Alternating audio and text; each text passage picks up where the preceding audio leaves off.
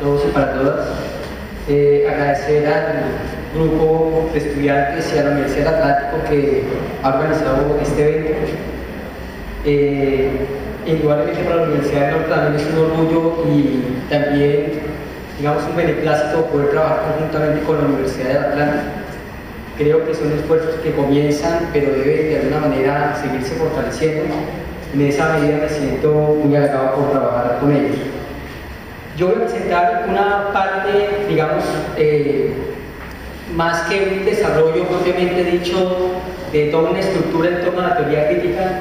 Sí señalar lo que planteaba ayer el profesor de Zubiría cuando señalaba que pensar en la teoría crítica, finalmente estamos en un semillero de investigación en teoría crítica, tiene que pasar por lo menos a través de un vector por la escuela frankfurtiana, es decir, tratar de mirar qué pasó con Adorno, qué pasó con Horkheimer y con Marcuse en torno a su idea de teoría crítica. Yo diría un poco en la misma concepción adorniana de constelación, que después de haber escuchado las ponencias que he escuchado durante estos 2 días, la constelación ya está de alguna manera armada. Es decir, hay una serie de discursos, problemas, polivalencias, si cabe el término, que permiten entender cómo esa constelación adorniana y quizás la misma contingencia que hemos tratado de elucidar en estos 2 días, pues permiten entrar en la inmanencia misma de la teoría crítica. Es tratar de establecer ese vínculo que hay entre la noción de teoría crítica y obviamente su relación con la filosofía. Esto hace parte de una construcción que yo estoy haciendo en mi proyecto doctoral. Yo estoy haciendo el doctorado en la Universidad de Antioquia, asesorado por el profesor Javier Iván Escobar. Y la idea de mi proyecto de investigación es, a partir de los fundamentos de la teoría crítica, hacer una formulación o un planteamiento, una filosofía crítica de la educación. Esto es básicamente lo que estoy desarrollando. Yo quisiera desarrollar la presentación pasando básicamente por 3 momentos. El primero es mostrar cómo en la naciente noción de teoría crítica propuesta fundamentalmente por Horkheimer, mi piso no va a ser Adorno, está la idea de hacer una crítica sobre cuál fue el lugar que tuvo el idealismo desde el punto de vista de la filosofía social. Ahí me remontaría a la carta fundacional de la teoría crítica de la sociedad, que es la que se conoce como la lección inaugural del 31 de Horkheimer, que básicamente explicita el estado actual de la filosofía social y las tareas del Instituto de Investigación Social, para a partir de ello tratar de mirar, a partir de esa crítica del idealismo, como una postura de carácter materialista no se puede mirar única y estrictamente desde Marx, sino que hay que pensar en la idea de un materialismo interdisciplinario. Es decir, creo que desde el punto de vista derecho, ciencias políticas, filosofía política, estudios postcoloniales, tienen, digamos, una raíz de fundamentación en esta carta fundacional. Y finalmente cerrar con una idea hasta qué punto este proyecto inicial frankfurtiano del 31 sigue teniendo alguna vigencia. Esa es básicamente la estructura de la presentación. Hein Lubacs, que es un historiador crítico fallecido el año pasado en el verano, en una entrevista que le decía a Marcuse, le preguntaba puntualmente ¿qué se quiere decir con el concepto teoría crítica? Herbert Marcuse responde de esta manera: si no recuerdo mal, el concepto fue utilizado por los miembros del instituto con el objetivo de examinar críticamente la teoría marxista tradicional, de investigar su trascendencia y alcance en un esfuerzo que parecía indispensable a la vista de las transformaciones estructurales del sistema capitalista. El concepto señala la ampliación del trabajo analítico en la esfera económica de la totalidad social. Éramos de la opinión de que en aquella fase de desarrollo no había una sola dimensión social ni material espiritual que no estuviese sometida a la influencia de la clase dominante y de sus estrategias políticas y culturales. Esa fue la entrevista que hicieron a Marcuse en el año 70, 10 años previos a su muerte, y de alguna manera recoge como el ideario inicial de ese grupo de frankfurtianos previo al exilio. Aunque en nuestros días Herbert Marcuse ha sido objeto de un desinterés y de un olvido palpables en el ámbito académico, pues en el campo de la filosofía social las investigaciones no confrontan teóricamente con su pensamiento. No se puede olvidar que este miembro del grupo íntimo de Frankfurt hizo una aportación relevante para la naciente teoría crítica a través de sus artículos Contribuciones a una fenomenología del materialismo histórico del año 28 y sobre filosofía concreta del año 29. Quiero centrar estos dos textos también para hacer una alusión particular al primer trabajo empírico que hizo la teoría crítica, que fue una investigación de Erich Fromm sobre el estado del campesinado en la época del Tercer Reich, que fue igualmente en esta época, porque sin lugar a dudas creo que de ahí Horkheimer tomó la idea del materialismo interdisciplinario. En estos textos ya se vislumbraba, previo a la Carta Fundacional del 31, un esfuerzo por conceptualizar una forma teórica dispuesta a intervenir en la realidad social, material de los individuos de la sociedad vigente, con el propósito de proponer una comprensión de lo existente e impulsar su posible transformación. En los dos artículos, además de su iniciativa más elaborada en Filosofía y Teoría Crítica del 37, se alude a una de las razones que dieron lugar a la idea de teoría crítica que luego fue explicitada de manera más sistemática por Max Horkheimer. Ayer nos decía Sergio que, digamos, si uno quisiera mirar un referente de la teoría crítica, la figura estaba en Adorno. Pero si uno analiza más concretamente trabajos que ha desarrollado, por ejemplo, Wolfgang Bock, que ha desarrollado Brunkhorst o la misma Seila alrededor del momento originario de Frankfurt, dicen, Horkheimer no solamente dio el dinero, porque era una empresa, digamos, de investigación que comenzaba allí. Indudablemente Horkheimer fue el ideario del proyecto. Entonces hay como un interés en este momento de tratar de revaluar la figura de Horkheimer en el presente. Para ambos pensadores, el interés rector de todo proyecto teórico que se aproxime a la realidad social es la emancipación y la promoción de prácticas orientadas a ella. Según Horkheimer, abro comillas, no hay teoría en la sociedad que no tenga un interés político. Cierro comillas, esto lo dice teoría tradicional y teoría crítica. El propio Theodor Adorno enfatizó en esta idea, afirmando que el concepto crítica es fundamental para la democracia, pues está asociada al presupuesto mismo de esta, la mayoría de edad. En ese sentido, afirma Adorno, cito, mayor de edad es quien habla por sí mismo, porque ha pensado por sí mismo y no repite lo que otros dicen. Quien no es tutelado, cierro comillas. Se trata de un acto de resistencia, cuyo momento fundacional se encuentra en la concepción kantiana de la crítica, colocarse en la orilla opuesta de los normativos de los sistemas racionales existentes. De hecho, Michel Foucault denomina esa tendencia la actitud crítica, pues se trata, cito a Foucault, una cierta manera de pensar, es decir, también de actuar, una cierta relación con lo que existe, con lo que sabemos, una relación con la sociedad, con la cultura, también una relación con los otros. Cierro cito. Tiene esta actitud, se puede afirmar que la teoría crítica, en la perspectiva de los primeros frankfurtianos, persigue de forma plenamente consciente, tanto en la formación de sus categorías como en su posterior desarrollo, el interés por la organización racional de la actividad humana, haciendo una apuesta teórica y práctica orientada a la supresión de la injusticia social a partir de nuevas prácticas sociales. De hecho, la pregunta acerca del sentido de la justicia fue, de principio a fin, el impulso y el horizonte del pensamiento de los pensadores críticos de Frankfurt. Horkheimer, en sus ensayos de juventud, afirma que religión fue la expresión de la justicia pendiente e hizo originalmente crítica frente a la lógica del poder y la dominación. Allí, como afirmaría más tarde, está el momento de verdad de la religión. A ello se sumó que, en su concepción, la posibilidad del anhelo de justicia en el marco de un proyecto teórico práctico y el sueño de una sociedad racional y humana tiene su origen si se comprende que la propia felicidad es a costa del sufrimiento de los otros. Horkheimer cuestionó que la viabilidad de su propia felicidad dependía de las condiciones de injusticia y sufrimiento de los trabajadores de la fábrica familiar. Asimismo, su experiencia del judaísmo le permitió que ideas como anhelo de justicia, justicia universal y la memoria del sufrimiento impulsaran el inicio del pensamiento crítico. Durante los años 20, su voluntad de justicia refería a la rebelión y superación del sufrimiento en la afirmación de que la atención por los que sufren implica la develación de la injusticia dominante. Su encuentro con Schopenhauer le despertó el sueño dogmático de la religión y su idea del buen Dios que todo lo gobierna, y lo enfrentó a la oscuridad sin fondo del sufrimiento humano. Este fue el momento de la negación metafísica y teológica, no porque hubiese triunfado la ilustración racionalista, sino por el duelo que conlleva la esperanza truncada e incumplida de las víctimas.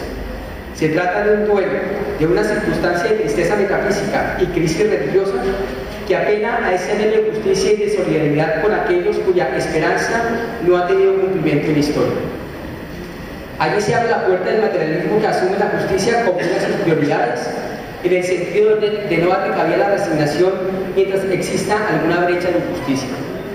Mientras haya sufrimiento, se mantiene latente el imperativo de insistir a lo finito en su sufrimiento y en su finitud, pero no en la perspectiva de ofrecer un consuelo metafísico o teológico, sino en el horizonte de comprender el proceso vivo de la sociedad y la praxis social, bajo el amparo de un materialismo comprometido con la justicia y a su vez consciente del vuelo metafísico tras la felicidad no realizada por una experiencia de justicia que con frecuencia es irreparable.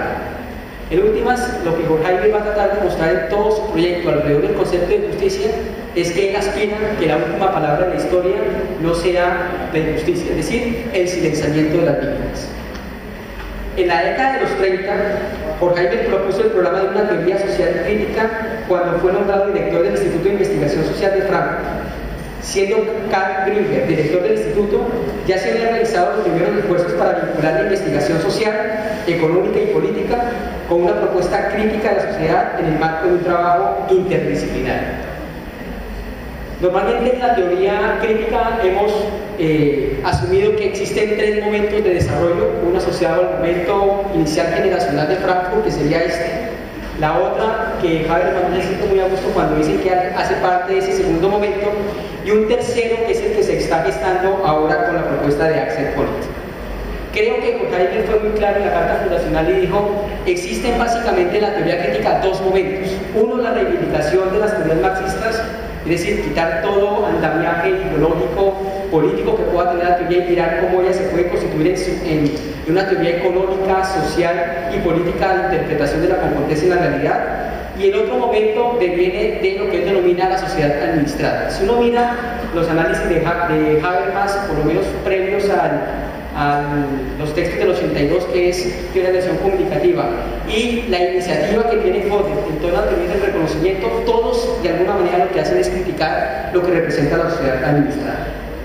Sin embargo, fue solo hasta su posesión como director del instituto cuando Horkheimer presentó los lineamientos de un programa de investigación materialista y interdisciplinario, destacando una crítica al potencial normativo del concepto de razón desarrollado a lo largo de la tradición filosófica y su disposición a hacer una renovada colaboración entre la filosofía y las ciencias sociales. Su idea tuvo la ventaja de vincular la crítica filosófica de la razón con los modos de investigación desarrollados por la historia y las ciencias humanas, con el propósito de hacerle frente, en sentido reflexivo, a los dominios del pensamiento y la acción. Fue en este espíritu como Horkheimer, en su lección inaugural del 31, caracterizó la teoría crítica como una vinculación dialéctica entre filosofía e investigación empírica, bajo la orientación de una investigación social orientada filosóficamente.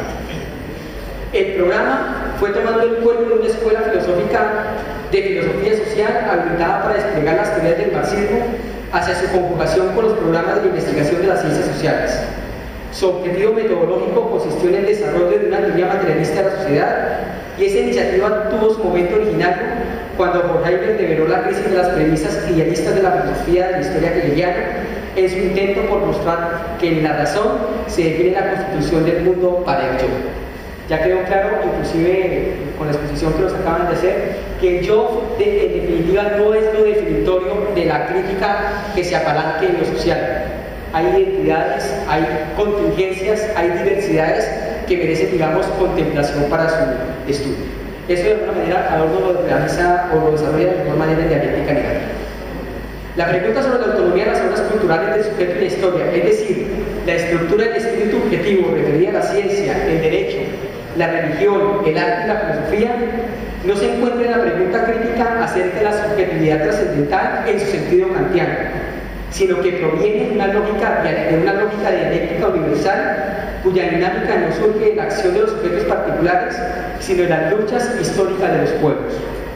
Para Hegel, lo cito en la enciclopedia, que hay en el fondo de la historia, y esencialmente en la historia del mundo, un fin absoluto, y que ese fin sea realizado y se realice en ella, y que la razón existe en general en la historia, esto es lo que la filosofía debe expresamente admitir, y admitir como una necesidad absoluta. Cierro la cita.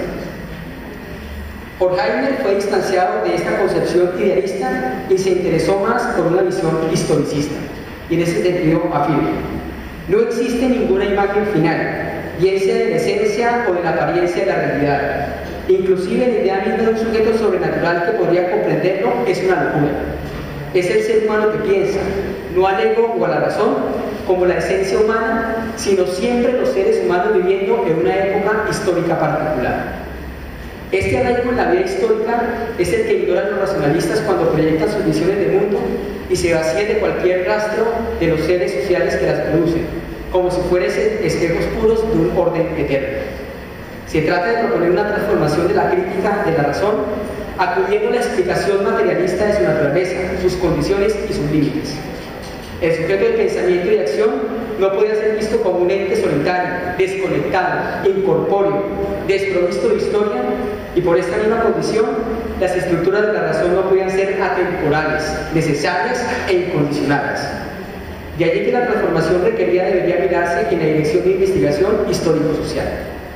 Sin embargo, la crisis no estaba solo presente en las concepciones idealistas de la filosofía. También ella tenía su lugar en los fundamentos teóricos de las ciencias empírico-sociales.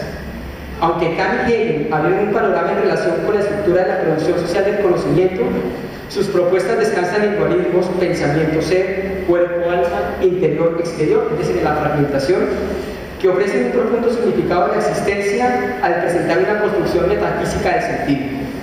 Fue así como la separación sujeto-objeto le generó vida propia al mundo de los objetos sociales, y eso atrajo el interés particular del científico.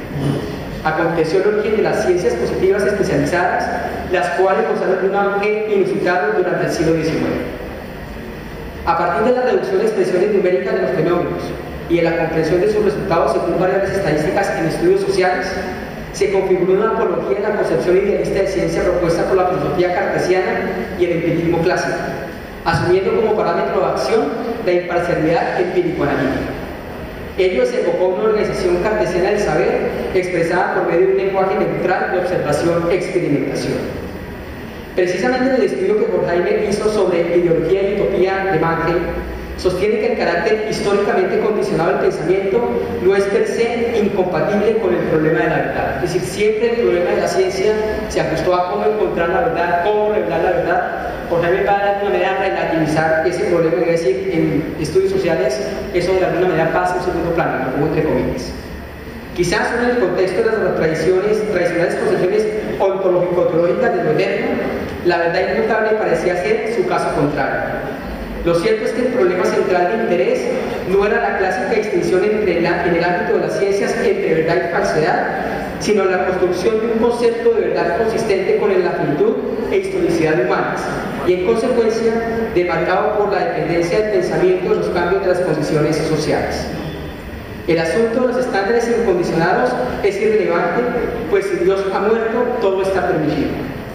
Como afirma Horkheimer, cito, que todos nuestros pensamientos, verdaderos y falsos, dependen de las condiciones que pueden cambiar, en nada afecta la validez de la ciencia. No es claro para mí por qué el hecho de lo históricamente condicionado debe afectar a la verdad del juicio. Cierro la cita.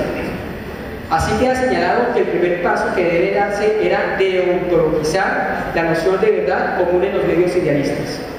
El intento lo realizó Horkheimer en el ensayo acerca del problema de la verdad. Allí la distinción entre verdad y falsedad se hace en función de los recursos disponibles del conocimiento. Afirmar que una noción es verdadera implica que pase la prueba de la experiencia y la práctica en el presente. El hecho de que la condición humana sea falible, es decir, condicionada históricamente, no impide ni exime plantear reivindicaciones de la verdad aquí y ahora. La aproximación de Horkheimer a la sociología del conocimiento de Mannheim le permitió mostrar que los estilos, métodos y sistemas del pensamiento empírico de las ciencias especializadas eran la mera expresión de situaciones sociales específicas, lo cual produjo una deflación escéptica de las nociones filosóficas de la razón, más que una refracción del intenso medio de la investigación empírica. Y en ese sentido afirma Horkheimer en función social de la filosofía. Una actitud semejante respecto a las ideas filosóficas no incluye, por ejemplo, su prueba objetiva, más o menos complicada a un grupo social. Y eso colmaría las exigencias de la filosofía. Podemos ver fácilmente que esta escuela, que lleva finalmente la fusión de la filosofía con una ciencia especial, la sociología, retoma la posición escéptica que acabamos de criticar. No se preocupa por explicar la función social de la filosofía, sino que tiene la suya propia, enervar el coraje que ese pensar apunta hacia un futuro, es decir, estorbar hacia una tendencia rápida.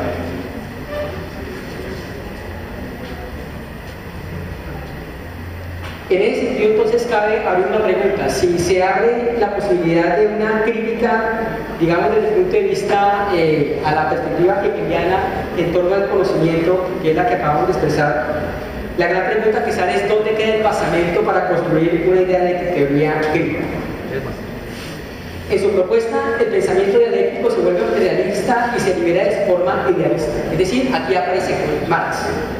Las intuiciones de Marx plantean una unificación entre la filosofía y la ciencia, en la cual los principios espirituales del idealismo son reemplazados por los principios reales de la evolución social. Ello permitió dar un paso de la metafísica a la teoría científica. En este contexto, la crítica de la economía política de Marx proporciona las condiciones para superar las situaciones de miseria de nuestros tiempos, pues las contradicciones de los sujetos históricos se constituyen en las razones de su transformación. En ese sentido, las leyes de las ciencias naturales no son comparables con las leyes del desarrollo social elaborado por Marx, pues estas representan una serie de relaciones estructurales y funcionales cuya forma específica se justifica en un escenario de cuestiones sociales determinadas. Horkheimer propuso que los postulados teóricos de Marx debían ser verificados de alguna manera a través de la investigación social, lo cual dejó claro que no solo se trata de leer datos y hechos positivamente, sino que se requiere una aproximación filosófica a la teoría social. Así, el proyecto originario de la teoría crítica de la sociedad tenía su germen en la epistemología materialista, cuyo supuesto básico en esta perspectiva es el materialismo histórico. Se trata de un proyecto filosófico construido sobre las bases de la teoría marxista de la historia, según la cual el mecanismo central del progreso histórico es un proceso de desarrollo de las fuerzas de producción. Fue así como la teoría crítica se fue constituyendo una autoridad crítica del autoconocimiento social, cuya posición social y función práctica es valorada. Al respecto, Habermas, interpretando el pensamiento de Horkheimer, señala la importancia de liberar la teoría social marxista de las ataduras ortodoxas impuestas por la Segunda y la Tercera Internacional y ponerla en relación, sin ningún prejuicio, con las ciencias sociales definidas hasta el momento. Según Habermas, la idea de una sociedad emancipada, apoyar el trabajo de una filosofía materialista en la historia, posibilitaría la conexión entre las ciencias particulares, suscitando un cambio en la forma de trabajo de las mismas. Igualmente, las crisis señaladas en la concepción idealista de filosofía fue generar un interés por las ciencias sociales, pues la incorporación de la visión materialista supone de hecho una connotación crítica a la filosofía. Horkheimer, al igual que Marx, pensaba que la verdadera forma de pensamiento filosófico había llegado a su fin con la filosofía de Hegel. Esta idea de Habermas de alguna manera se plantea previo, obviamente, a su trabajo donde evidencia en qué consiste la ciencia reconstructiva de la acción, que es teoría de la acción comunicativa, pero creo que en mi interpretación, la reconstrucción del materialismo histórico que está en edición en castellano del año 81, es donde de alguna manera Habermas reivindica el proyecto originario y de alguna manera dice que eso es posible si hay una concepción de ciencia que no se distancia de una concepción filosófica que entiende la teoría social como una reflexión sobre lo que podría ser o debería ser lo social. Cabe acotar que el pensamiento del materialismo propuesto por Horkheimer no solo está sustentado en Marx, sino que también está matizado por la idea de Schopenhauer del desencanto. Atendiendo a las condiciones de mundialidad y finitud de la vida humana, se propone una aclaración desde el materialismo de Horkheimer a que la praxis está orientada hacia el cambio de las condiciones existentes a partir de la cual se trata de superar la oposición entre libertad y felicidad, a través de una mínima moral materialista de compasión y de lucha política de indicadores de solidaridad con los seres humanos que de alguna manera sufren en la historia. Hay un texto de Horkheimer que es bastante interesante en este sentido, que se llama Materialismo y Moral.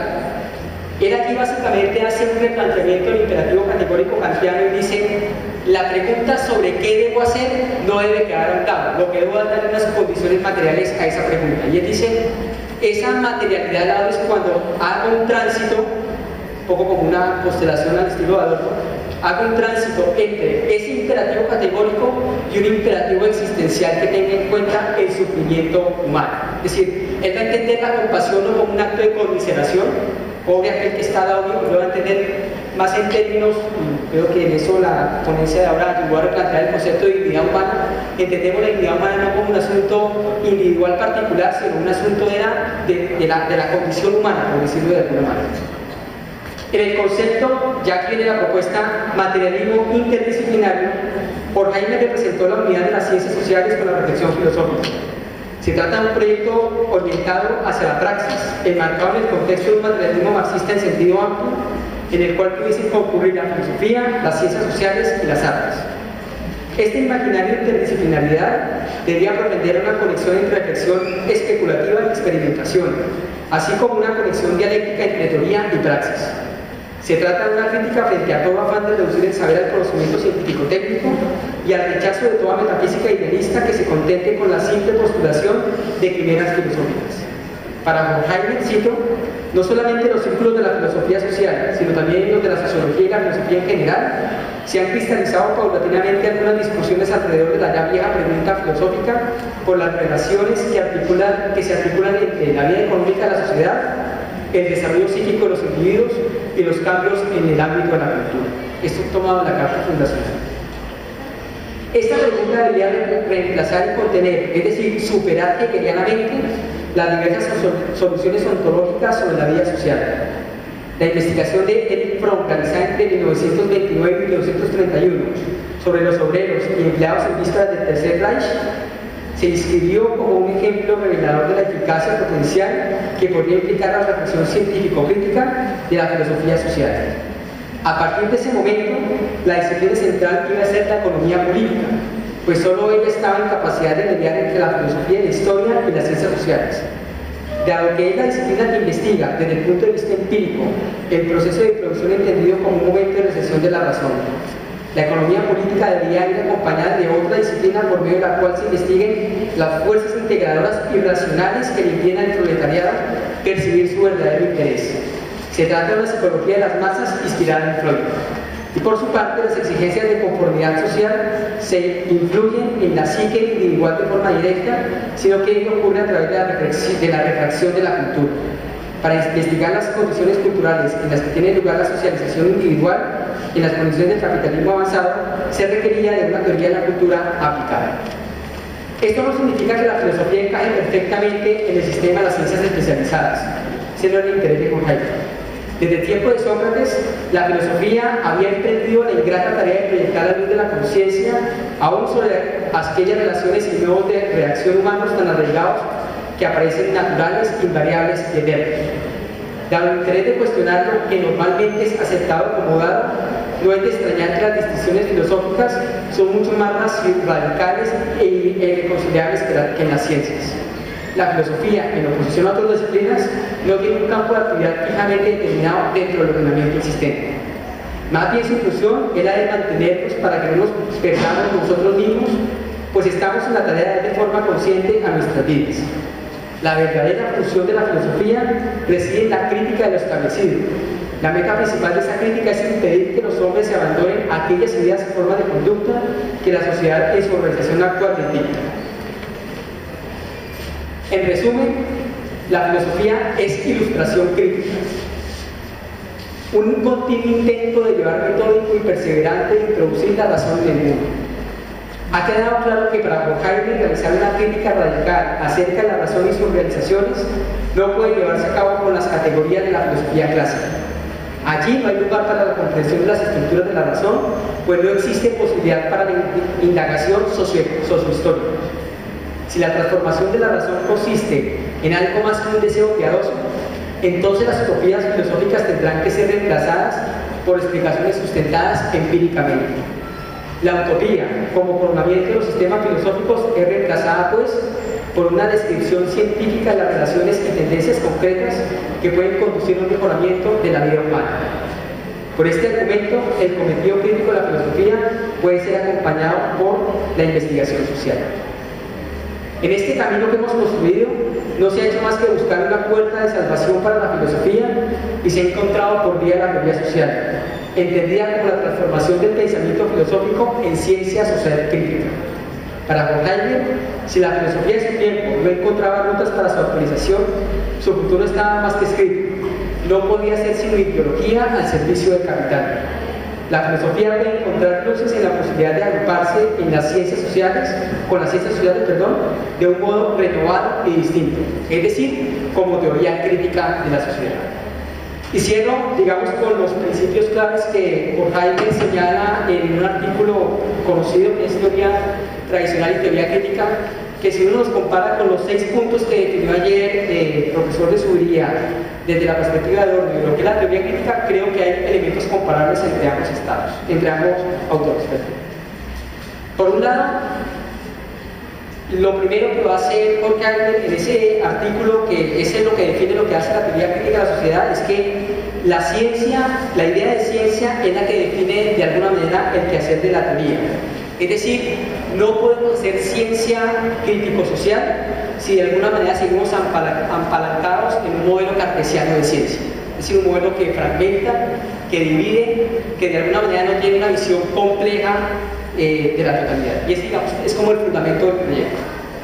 En segunda instancia, ese carácter de la teoría como prueba de la verdad estaba de alguna manera determinado por lo que la sociología en ese momento había determinado, y que de alguna manera, bueno, nosotros lo hemos vivido, cuando el DANE o ese tipo de instituciones hacen los censos, pregunta cosas absolutamente abstrusas que no tienen nada que ver con la cotidianidad de la gente. Tanto así que el último censo, creo que el departamento de Colombia que tenía más doctores era el Chocó, y era por una razón muy sencilla: todo aquel que llegue que no sea de allí le dice doctor, entonces había doctores en el Chocó. Eso que muestra que de alguna forma todo análisis social que sea de un diagnóstico per se, que no tiene sentido sobre la realidad, no tiene ningún sentido. Es como un paso del diagnóstico sin razón a un diagnóstico por razón. Y por eso hice el énfasis en el estudio de Erich Fromm. De hecho está editado en castellano por el Fondo de Cultura Económica. Las preguntas que Erich Fromm hizo en ese momento a los obreros son preguntas todas de carácter existencial. ¿Cómo se consigue usted dentro del sistema? ¿Cómo es su condición de vida dentro del sistema? Es todo relacionado, digamos, con lo que decía hace un momento, un imperativo de carácter existencial. En tercer lugar, la relación entre teoría y realidad. Lo que había hecho la ciencia social hasta ese entonces, desde un modelo hegeliano, era fragmentar la realidad. Era como encontrar, como dice un poco Gustavo Carduel, distintas fracciones de la realidad, pero ninguna, como fractales, pero ninguna da cuenta del acontecer social. Lo que pretende hacer la Escuela de Frankfurt, particularmente entre los primeros frankfurtianos, es mirar la sociedad desde la complejidad, es decir, como una totalidad.